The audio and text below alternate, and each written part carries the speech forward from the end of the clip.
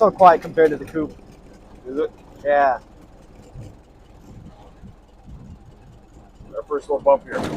Whoa.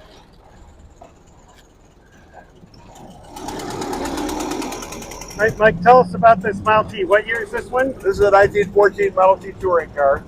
This is the last year of the exposed wooden firewall, and it also is the first year of the moving assembly line at the Highland Park plant. They started the moving assembly line in late 1913 during the beginning of the 1914 model year.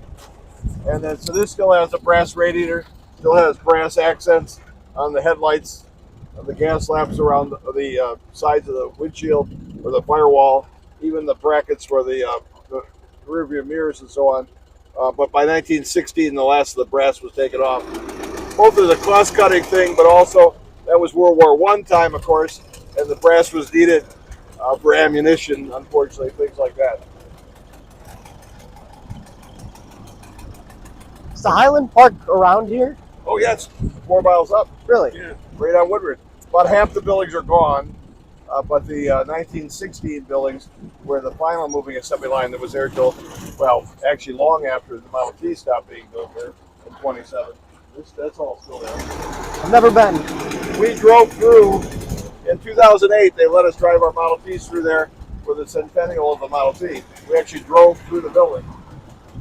There were about 50 of us in Model Ts.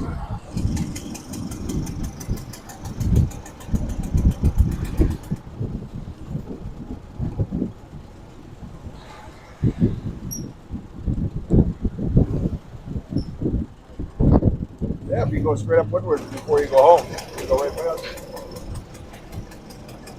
That's the General Motors building from 1922 by the time they finished it. And then the tall building behind it is the Fisher Brothers Fisher building from 1928.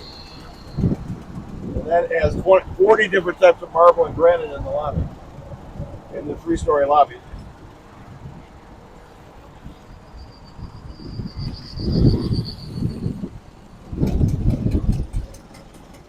This was the 1910 small service building, and then they added all this in 13. That was the Ford service building. The interior is all original, but the exterior was unfortunately completely redone in the 1960s. But this is East Grand Boulevard.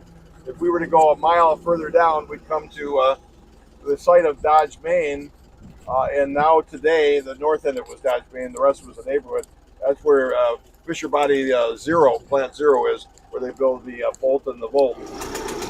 And the Hummer now, the electric Hummer.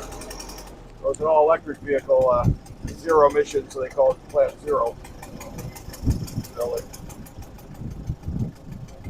This warehouse was recently converted into apartments, and this painting is based on a famous National Geographic photograph.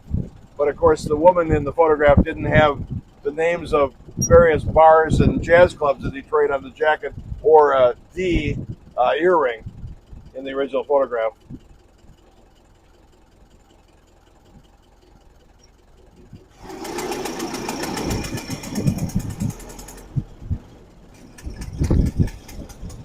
We'll turn here on Bobian, and the Paquette plant will be on the right as we cross a block and a half down under the railroad tracks.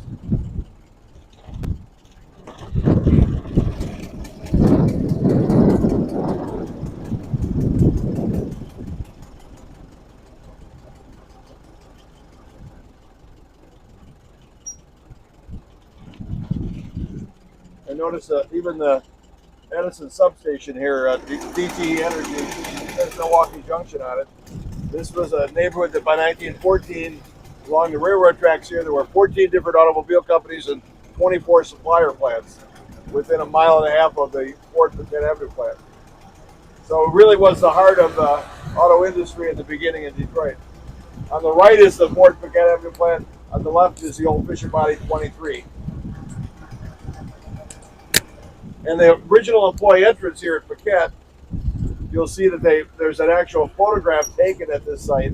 There's now a steel roll-up door, but that is our entrance and exit from this side of the building for contractors and vendors and so on. But the gentleman with the cap on next to the bowler cap in the front row with his kind of hand hanging down over his leg. That is Charlie Sorensen, who ended up working for Ford for almost 40 years and wrote that book, My 40 Years with Ford. But that's the original employee entrance. And so they would take the streetcar here on Bobian and jump off and go into work. There we go. Thanks for the ride. Yeah, well, you're Sure. welcome.